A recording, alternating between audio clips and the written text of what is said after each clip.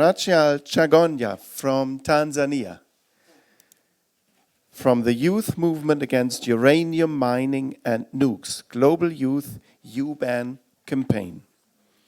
Racheal, please, you have the floor.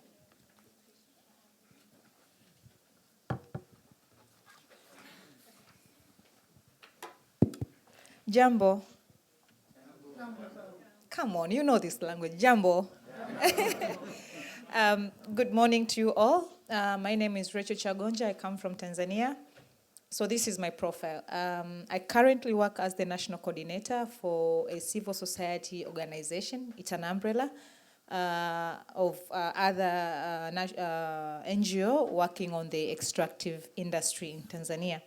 So when I say the extractive industry, I say mining, oil and gas. So our main work is to do advocacy work on ensuring there is transparency and accountability in the extractive sector by supporting collective learning and influencing policies, laws that govern the extractive sector, mining, oil and gas. But today I'm not here because of that umbrella. I'm here as a youngster and an uranium activist since 2009. So let's leave my professional part. Let's come to activism. Activism includes vibrant actions, movement, get things to be done. So quickly, I have two, my presentations have been divided in two parts. One part is the PowerPoint, which I totally don't like it. But the other part is a short clip of one of our projects that was conducted in 2015. To start with, why did we decide to come with the youth movement against uranium mining? So these are the facts that in the past 50 years, uranium mining activities in Africa drew much attention for international companies to come and invest. So the reason behind it is that uranium mining companies flow into Africa because of weak legal system, which is backed by poor governance, poor institutions to manage, to make decisions, to negotiate in terms of contracts. But the other thing is that the discussion around uranium mining and nuclear in Africa has been driven by the fact of economic benefits. Every investor wants to come to Africa in the name of employment, improve infrastructure, but leaving communities and leaving communities on a dangerous part of it, looking at the impacts of environment and health. The political consequence of uranium mining lack adequate capacity, as I said before, transparency and accountability to ensure that the laws and agreements are fully respected in regarding to mining activities in the country. So this is where we decided to come as a group of young people to raise our voice out there to hold our governments accountable. The previous speaker, Mr. Banker, said that the only person who can make a change is a woman. But I'll tell you, the marginalized group, the women and the youth, they're always left out because they feel their voice has no power to impact change in society. So this is a group. They are not all of them, but some. So who are we? This is an international group. The one I just showed previously is an international group that has people from Tanzania, from Kenya, from Germany, from Estonia, who came together with a vision to see Africa free of uranium mining and the world free of nuclear weapons. So it's led by different youngsters from different backgrounds, educational backgrounds. We have young doctors, we have environmentalists, we have lawyers, we have other like-minded youth who are not in any profession, but they have the strength to make a change. So the main aim of this group is to raise public awareness, public advocacy on negative impacts of uranium mining and nuclear weapon, looking at the environment aspect and the health aspect of it, but also to try to promote the use of uranium resources. Because we believe that if we don't want uranium activities in the country, or we don't want to use nuclear energy, that means we have to provide alternative solution. So the alternative solution is the use of renewable resources, which for Africa, we still believe that the renewable resources have not yet tapped to the maximum. We have the solar, we have the hydro, we have wind. We feel that if we make use of these renewable resources, we can still generate enough power to run our houses, our industries, and even for other activities. So the aim is that despite the movement, despite the way you use, this group is ready to die. Not to die, not death, but they're ready to make sure things happen. So that's why you see that title there, I'll die for these banners. You come and understand it later. They are ready to make a step further, to push harder, to make sure that public is aware, it's engaged, and they advocate for the use of renewable resources at any means how. So our projects, the first project that we had, it was the Mount Kilimanjaro Climb for Peace with the title, I'll Die for These Banners, whereby we thought there was a need for people to go Mount Kilimanjaro. It's a bit tough, although it is adventure. If you want youth to come in to a campaign, you need to make them active. You need to give something to motivate them. So we thought that there was a need to get together. What should we do? Let's climb Mount Kilimanjaro. Everybody loves that. But it's torture, I'll tell you. It's really torture. There are some colleagues of mine who are here, who are in that trekking. They'll tell you a story, but they'll never tell you how it really pained them. But they were ready to do it at the end of the day. So Mount Kilimanjaro Climb for Peace, that was our first project. The main aim, as I said, it is to raise public awareness. We felt that because it's the highest mountain in Africa, you can reason beyond any doubts. We want our banners to be there. We want our message to be there. See us. We're on top of Mount Kilimanjaro. It's the highest mountain in Africa. So in this project, our achievements were a symbolic climb, which had a great impact in terms of people wanting to engage more, the youth, because it was adventurous, but at the same time, it was about capacity building. Then we have a well-documented documentary, which is available on the link above. As I said, we had a good coverage, which opened windows for more engagement, people wanting to do more activities in the campaign. Our second project, which has a lot of challenges, is Stop Uranium Mining, Banning Nuclear Weapons, Promoting Renewable. This project was supposed to take place last year, but unfortunately, because of challenges that were out of our hands, we couldn't have that project in South Africa. But this is the continuation of Kilimanjaro project. It's raising awareness and letting Africa be free of nuclear weapons. In today's topic, I was told to talk about the challenges and opportunities that youth face. We all understand that women play their own part, but even youth play their own part, because this is the vibrant group. This is the generation for tomorrow. But there is always a missing gap, We don't know how to engage the youth. We don't know how to motivate the youth to engage in uranium or nuclear-related projects. And this is not because of the topic itself, but it's because of the language, the technicality part of it. When you talk about uranium mining, nobody will be interested to come and campaign with you. But if you talk about let's go somewhere and plant trees for climate change, everybody will want to chip in. So we have limitation in terms of youth engagement because of the topic itself. It's not sexy. Sorry to use that word, but it's not inviting. I hope you understand when I say it's not inviting for people to be motivated to come and be with you. So that is the missing space. But how do we ensure that these people participate? That I said before, that we decided to come up with activities that can motivate people. Let's have an adventure. Yeah, we are walking to Kilimanjaro, but at the end of the day, we want our message to be heard. That's the end point. Then are there strong networks that are really trying to influence young people to take part or to engage in this difficult conversation? Are there? We have the African Uranium Alliance. I don't know how much they have gone with engaging the young people, motivating them. We have our own national networks, which are still also very dormant. But what about the Nuclear Free Future Awards, who have brought me here? Thanks to Klaus. But we still need more. It's just not Racheal and the two people behind her, but we need more people to engage. We need to come up with new strategies on how we can intensify the engagement with young people. So the opportunities, as I said, the challenges are there. So the opportunity is that we believe that all of us have to be committed. the generation is fading away. Your generation is fading away. I always tell Klaus this. Your generation is fading away. So who is remaining? It's Racheal and the group behind. But who is going to carry this successful story to see that we don't want uranium mining activities so that we can avoid the impacts of environment and health? But at the same time, we don't want nuclear weapons or the use of nuclear energy. We want to promote more renewable energies.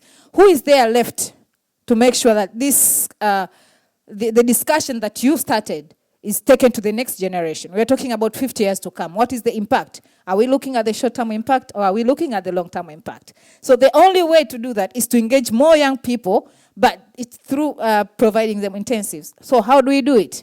Let's say, if I've finished university, the first thing that I'll be looking forward is to be employed, right? There are a lot of youngsters who have been employed in climate change-related projects, but there are none who have been employed in uranium nuclear-related projects. So that's a challenge. You find people do it because they want to do it and they want to bring change, but at the end of the day, if a person has finished university, we feel that if you employ them to work in the campaigns, for them it is incentive, you have created employment, but at the same time, they are getting your work done. So this is the succession plan. It can be one of the good strategies. The other thing is, the other opportunity is having a vision for change. It's not even 20 minutes. It's having a vision for change. If you want to change, that means we have to come up with new methodologies.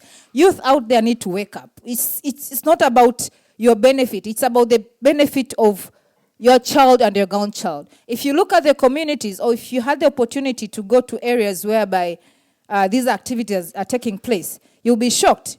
For instance, in Tanzania, it's a small community, if I talk about the central part, there's a small community that almost feeds almost half of the Tanzanian population. But this is a community whereby the country wants to let it go because of paving way for uranium-related activities. So we are killing agriculture, we are increasing poverty, we are increasing hunger, because that is agenda nowadays. Everybody is talking about hunger in Africa, but where is the source? The source comes from our own government, from the source, from the fact that they want to engage in other non-production activities, neglecting agriculture. So that's where it is.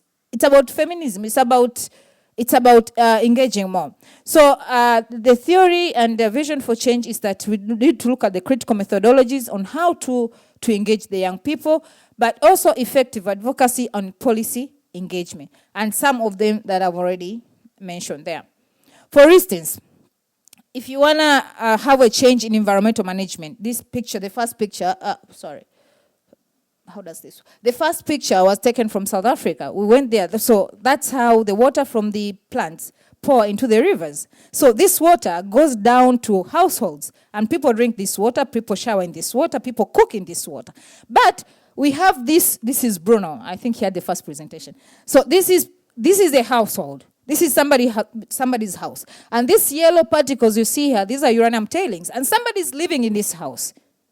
Somebody is living in this. So you can imagine, after 10 years, the health impact of this person in this particular household.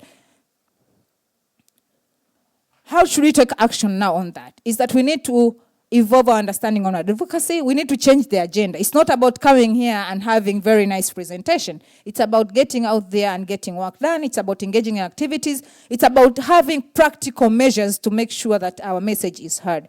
The other thing we need to prioritize, as I said, we are looking at the generation to come. What are we prioritizing? That is the question that you need to answer yourself. Have you put any priorities? If you live today, who is there tomorrow to take your work? If barefoot dies today, is there any person who is ready to carry barefoot out there? Samson was talking about solar panels. He's the country director. But what is succession story? Has he prioritized? But also, after understanding the advocacy and prioritizing, we need to set means by which we assess the impacts. Yes, we have been engaging in discussions, meetings, but what is the impact? Has it changed everything? Has it changed anything? So those are the questions that we need to ask. If it has not changed anything, so where is the gap? What needs to be done? That is what you want, and that is why we need to engage more youth, because they are the people who can make things done in terms of engaging and taking into activities. Conclusively, I'll say that this is one of my favorite quotes. The stronger do what they can do best, and the weaker suffer the consequences. If plan A fails, in the alphabetical order, there are 26 letters. So we can still go with B, C, D, and Z. So please allow me before I close this. 20 minutes, I was watching my 20 minutes not finished, but let's just look at this documentary and learn something out of it. And if you feel there's a need to engage more, please, let's talk. As I said, our second project did not take place because of challenges, as I said. Everybody doesn't want to come in on board because they feel we're not paying them, so it's wastage of time, you know. So let's see how we can engage more young people in the campaigns of sort.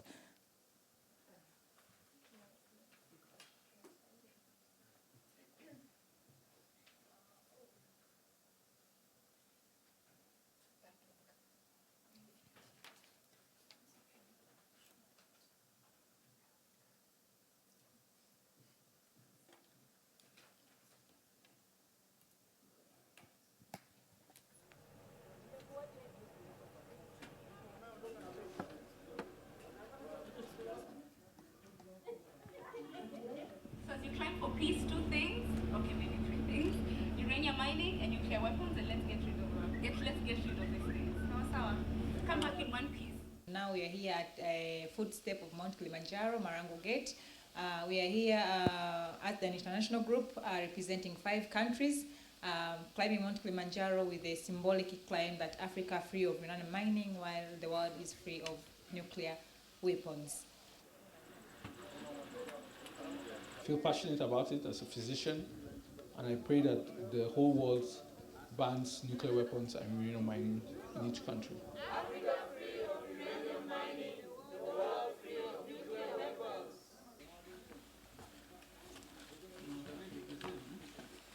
Okay.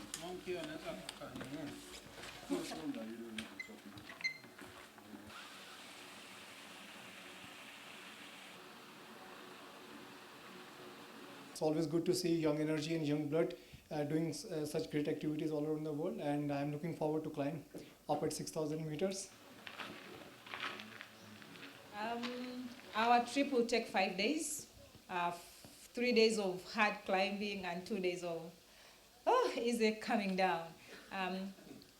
I'm so excited because I'm going to raise my voice out there to inspire a continent that will be free of these dangerous substances, I should say it.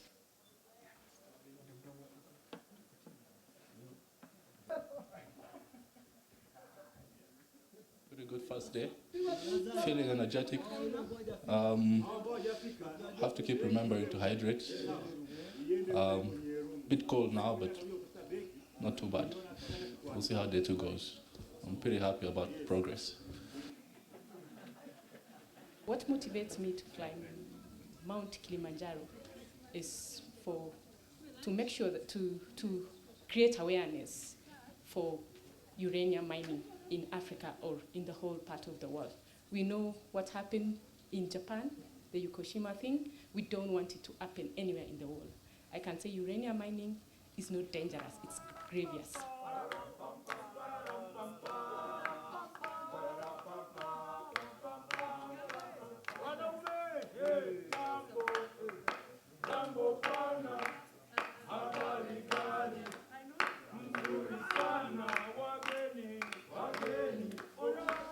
I'm here because I want to send a strong statement out to Africa and to the world that we want a world free of uranium mining, of nuclear weapons and of nuclear energy.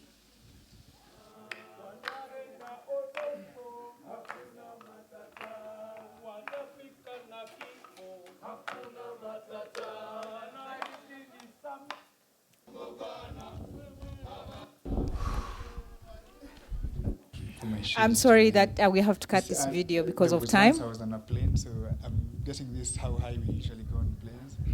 But the aim of showing you this video is you need to learn on how hard it is, you know, to make sure you have a successful impact at the end of the day. So it can take every person's energy, but we all have to be part of it. We need to engage so that we can make change at the end of the day. And if that change does not come from you, then no one else will come and bring that change on you. If Tanzania is affected, the whole world is affected. If Germany is affected, Tanzania is affected. So thank you so much. For more, please, let's talk. I'm open for suggestions and alternatives. Thank you so much.